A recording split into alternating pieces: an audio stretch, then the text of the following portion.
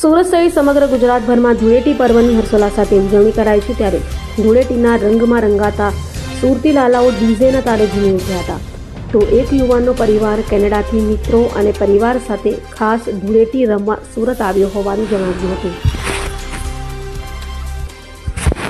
સુરત સહિત ગુજરાત અને દેશભરમાં આજે એટલે કે 4 માર્ચ 2026ના રોજ ધૂળેટીના પર્વની ધામધૂમપૂર્વક ઉજવણી થઈ રહી છે। દરેક તહેવારને હોશે ઉજવતા સુરતીઓ આ તહેવારને પણ પોતાની આગવી સ્ટાઇલથી ઉજવી રહ્યા છે।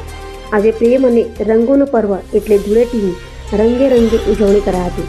ડીજેના તાલે સુરતી લાલાઓએ ધૂળેટી પર્વની ઉજવણી કરી મોજ મસ્તી કરી હતી। યુવાઓથી લઈ વૃદ્ધ સુધીના લોકો હોળીના રંગોમાં રંગાયા હતા। તો સાથે સુરતી લોચાની મેજબાની અને રંગોના સતવાર ધૂળેટીના પર્વની ઉજવણી કરાઈ હતી। ત્યારે કેનેડાથી મિત્ર અને પરિવાર જોડે ધૂળેટી મનાવવા એક પરિવાર સુરત આવ્યો હતો અને કહ્યું હતું કે સુરતની ધૂળેટીનો આનંદ અને ઉત્સાહ કંઈક અલગ જ હોય છે।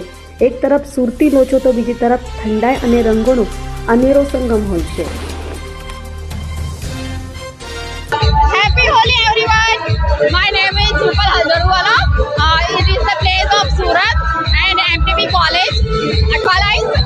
We have always come here with friends and families and enjoy with eco-friendly colors and gulal. And it's a color of festival and we enjoy it very much. Thank you so much. Happy Holi everyone!